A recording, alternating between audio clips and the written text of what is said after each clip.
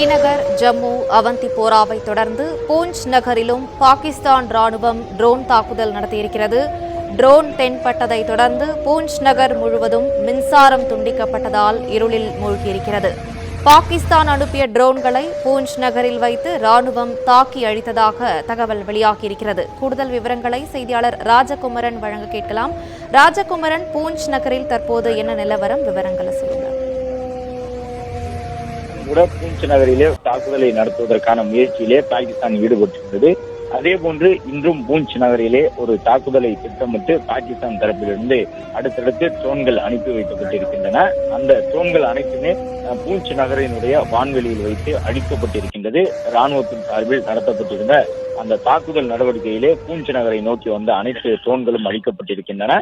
ஏற்கனவே ஸ்ரீநகர் முழுவதுமாக மின் விநியோகம் நிறுத்தப்பட்டிருக்கின்றது. அதே போன்று ஜம்மு காஷ்மீரினுடைய மற்றொரு பகுதியான பூஞ்ச் பகுதியிலும் தற்பொழுது மின் விநியோகம் நிறுத்தப்பட்டு இருளில் அந்த பகுதி மூழ்கி இருக்கின்றது.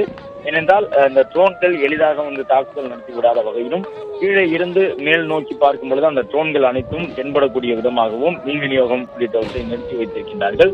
ட்ரோன்கள் தென்பட்டதை தொடர்ந்துதான் பூஞ்ச் நகர் முழுவதுமாகவே மின்சாரத்தை துண்டித்து இருளான ஒரு சூழலை இந்திய ராணுவம் தரத்தில் உருவாக்கியிருக்கின்றார்கள். பூஞ்ச் நகருக்கு வந்த ட்ரோன்கள் அனைத்தும் தாக்கி அழிக்கப்பட்டிருக்கின்றன. காஷ்மீரிலே தாக்குதலை தீவிரமாக மேற்கொள்ளக்கூடிய விதமாக அடுத்தடுத்த ட்ரோன்களை பாகிஸ்தான் அனுப்பி வருகின்றது.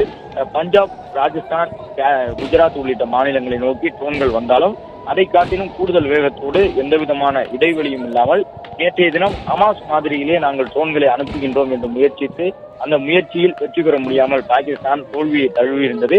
இன்றும் அதே போன்ற ஹமாஸ் முறையிலான முயற்சி என்பதை போன்று ட்ரோன்களை ஒட்டுமொத்தமாக ஒரே நகரத்தின் மீது வீசச் செய்வதற்கான முயற்சியிலே பாகிஸ்தான் ராணுவம் ஈடுபட்டிருக்கின்றது.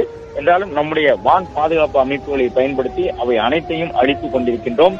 ஒரு சில தருணங்களில் ஏவுகணைகளை பயன்படுத்தி அழிப்பதற்கான நடவடிக்கையும் எடுக்கப்பட்டிருக்கின்றன. பெரிய அளவிலான ட்ரோன்கள் வரும் பொழுது அவற்றை தாக்கி அழிப்பதற்கு ஏவுகணைகளும், குறைந்த உயரத்தில் பறந்து வரக்கூடிய சிறிய ரக ட்ரோன்களை தாக்கி அழிப்பதற்கு மற்ற இந்த வான் பாதுகாப்பு அமைப்பு முறைகளையும் இந்தியா பயன்படுத்தி வருகின்றது. ஒரு சில ட்ரோன்கள் இந்த பாகிஸ்தானில் இருந்து அனுப்பப்பட்டிருந்த ட்ரோன்கள் பூஞ்ச் நகரிலே தென்பட்டதை தொடர்ந்து மின் விநியோகத்தை நிறுத்தி ஒட்டுமொத்தமாக அந்த பகுதி முழுவதும் இருளில் இருக்கக்கூடிய வகையிலே நடவடிக்கை எடுத்திருக்கின்றார்கள். எனவே பூஞ்ச் நகருக்குள் வந்திருக்கக்கூடிய ட்ரோன்கள் தாக்கி அழிக்கப்பட்டிருக்கின்றன. பாகிஸ்தான் அனுப்பக்கூடிய ட்ரோன்களை தொடர்ந்து தாக்கி அழிப்பதற்கான பணியிலே இந்திய ராணுவம் ஈடுபட்டிருக்கின்றது. ஒருவேளை அந்த ட்ரோன்கள் உள்ளே அனுமதிக்கப்பட்டால் விமான நிலையங்களை தாக்கக்கூடும், அதே போன்று குடியிருப்பு பகுதிகளை தாக்கக்கூடும். ஏனென்றால் வரக்கூடிய அனைத்து ட்ரோன்களிலுமே வெடிபொருள்கள் நிறையவே நிரப்பப்பட்டிருக்கின்றன.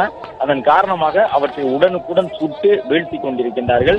சற்று முன்பாக பஞ்சாப் பகுதியிலே இருக்கக்கூடிய அந்த பெரோஸ்பூர் உள்ளிட்ட இடத்தில் விழுந்த ஒரு ட்ரோனின் மூலமாக 3 பேருக்கு காயம் ஏற்பட்டிருக்கின்றது. எனவே ட்ரோன்கள் கீழே விழுந்தால் அதன் காரணமாக கடுமையான காயம் ஏற்படுவதற்கான சூழல் இருப்பதால் ராணுவத்தினர் அந்த ட்ரோன்களை வானத்திலேயே வைத்து இடைமறித்து அழிப்பதற்கான நடவடிக்கையை மேற்கொண்டு வருகின்றனர்.